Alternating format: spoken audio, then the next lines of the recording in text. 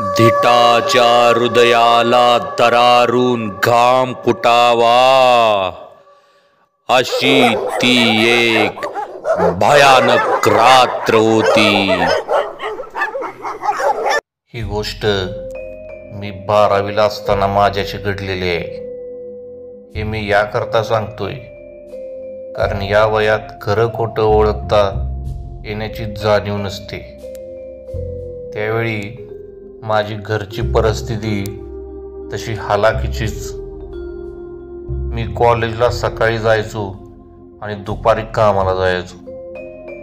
कामाला म्हणजे घराला रंगकाम करायचं काम करायचो। रंगकाम हे माझा शेट जसे ऑर्डर भेटेल त्या ठिकाणचं घ्यायचा। कधी कधी तर खूप लांबही जावं लागायचं। एक दिवस कॉलेज सुटल्यावर शेटच्या घरी गेले। शेटची जुनी मारुती 800 होती। त्यातून आम्ही जिथे रंगकाम करायचं आहे तिकडे जायला निघालो। त्या दिवशी शहरातील एका ब्लॉकला रंग करायचं काम भेटलं। मी आणि शेट गाडीतून निघालो। पुढच्या नाक्यावर अजय आणि रमेश आमची वाट पाहत होते। अजय आणि रमेश माझ्यासोबतच 12वीला माझ्याच वर्गात होते। त्यांना नाक्यावर घेतल्यावर आम्ही एका कॉलनीत येऊन पोचलो। कॉलनी तशी जुनीच वाटत होती। माझ्या शेटने रूम मालकाला कॉल केला तेव्हा 10 ते 15 मिनिटांनी तो मालक आला। मालक जवळच 4 व्हीलरचं गॅरेज होतं। मग त्याच्या मागे मागे आम्ही 3ऱ्या माळ्यावर असणाऱ्या त्याच्या रूममध्ये पोचलो। रूममध्ये खूप कचरा होता आणि घाण वास देखील येत होता। बहुधा ती खूप दिवस बंद असावी असा प्राथमिक अंदाज मी मनातल्या मनात लावला। रूम मालकाने ती रूम आत्ताच कुणाकडून तरी विकत घेतली होती। रूम मालक माझ्या शेटला कुठल्या रूममध्ये कुठला कलर मारायचा ते सांगू लागले आणि पैसे देऊन तो निघून गेला। आम्ही येताना गाडीत पॉलिश पेपर व झाडू आणला होता। शेटने आम्हा तिघांना ते देऊन रूम साफ करून पॉलिश पेपरने भिंती घासायला सांगितल्या।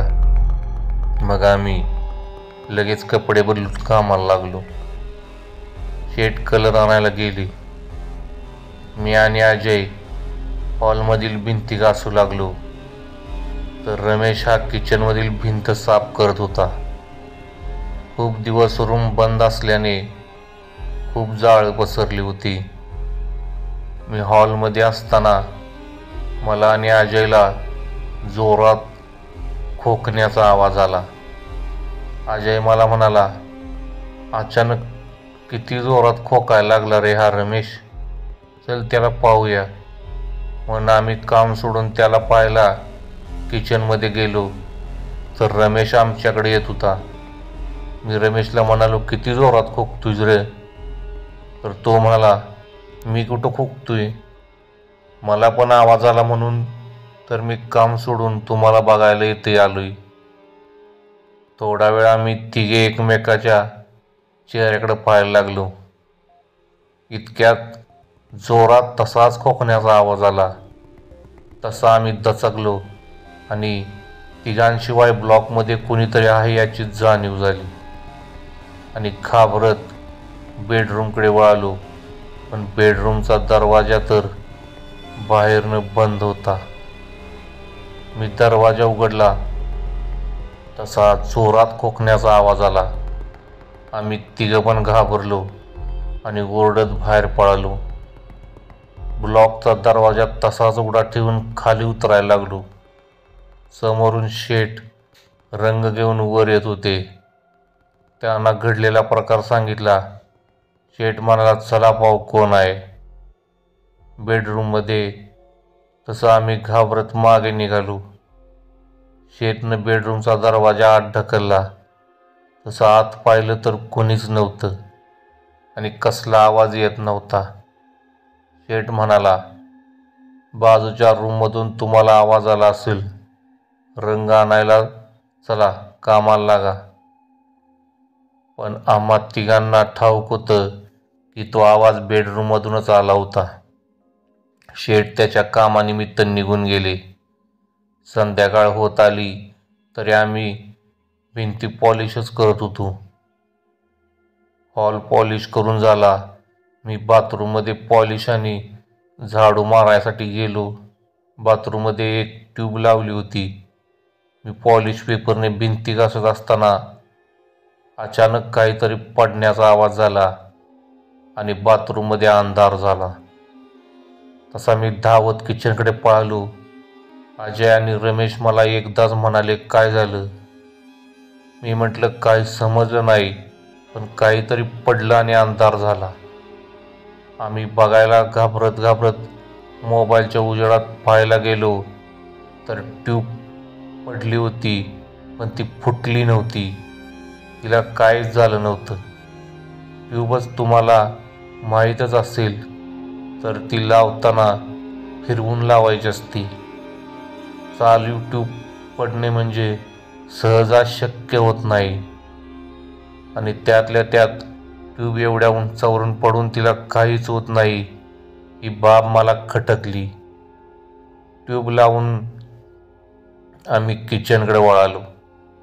आम्ही ठरवलं की काही पण झालं तरी आता एकत्र काम करायचं. इतक्यात कोणीतरी रमेशला जोरात मागून डोक्यावर टपली मारली. रमेशनं मागं पाहिलं तर कोणच नव्हतं आणि आम्ही त्याच्यापासून लांब होतो. इतक्यात अजयच्या आई डोक्यावर टपली मारली आणि माझ्याही सोबत तसंच झालं. तिघही म्हणालो, कुणीतरी डोक्यात मारलं. आता तर आमची चांगली टरकली होती. मी म्हणालो, चला इथून. तसं बेडरूममधून पुन्हा खोकण्याचा आवाज आला आणि एका माणसाचं ओरडण्याचा आवाज आला, हे माझं घर आहे, इथून जा, नाहीतर तुम्हाला सोडणार नाही. रमेश तर रडायला लागला. आम्ही हिम्मत करून बेडरूमकडे गेलो. आत पाहतो तर एक माणूस फॅनला फाशी लावलेल्या अवस्थेत लटकून होता. त्याच्या तोंडातून रक्त येत होतं. डोळं पांढरं झालं होतं. इतकं भयानक दिसत होतं की रमेश तिथंच बेशुद्ध झाला. मी आणि अजय त्याला तसाच उचलून खाली नेलं. वॉचमनने आम्हाला अडवलं आणि विचारलं काय झालं म्हणून. आम्ही त्याला झालेला प्रकार सांगितला. मग त्यानं रमेशच्या तोंडावर पाणी शिंपडलं आणि बोलू लागला. त्या रूममध्ये एक नवरा बायको राहायची. त्यांचं नुकतंच लग्न झालं होतं आणि थोड्या महिन्यात त्याच्या बायकोनं दुसऱ्यासोबत पळून जाऊन दुसरं लग्न केलं. त्यामुळं तो व्यक्ती खूप आजारी पडला आणि टेन्शनमध्ये येऊन त्यानं आत्महत्या केली. पण त्याचा आत्मा त्याच ब्लॉकमध्येच आहे. त्याचे शेजारी म्हणतात, आम्हाला त्याच्या खोकण्याचा आणि ओरडण्याचा कधी कधी आवाज येतो, पण तो कोणाला त्रास देत नाही. त्याच्या वडिलांनी तो ब्लॉक विकायला काढला, पण तो ब्लॉक कोणीही घेतला नाही.